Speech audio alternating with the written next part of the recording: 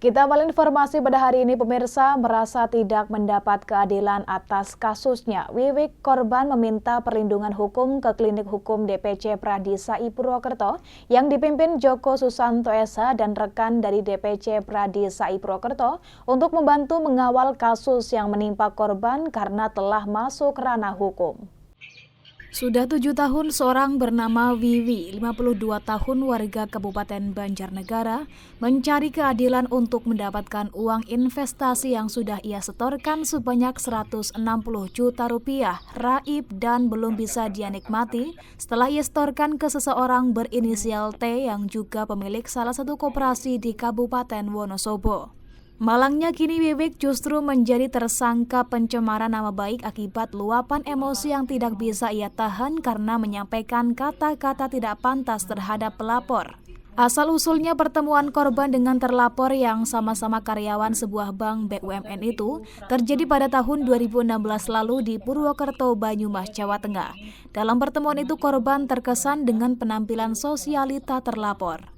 Kemudian ia dimintai nomor WA-nya setiap hari, dirayu-rayu, dan ia menjadi makin percaya dengan ceritanya, bahkan diiming-iming untuk ikut berinvestasi di koperasinya dengan nilai 200 juta rupiah dan anak dengan investasinya. Terlapor menjanjikan dananya aman dan keuntungannya sebesar 6 juta per bulan.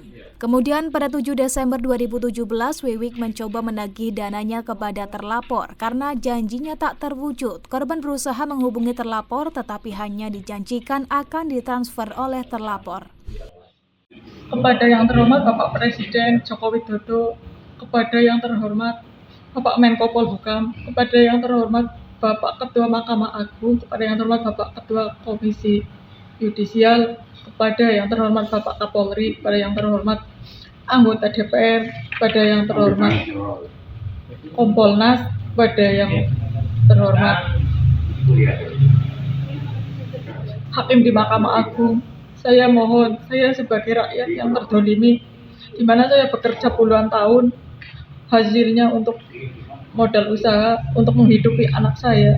Saya seorang janda, seorang single parent yang tidak punya penghasilan lain. Saya bekerja puluhan tahun, hasilnya ditipu.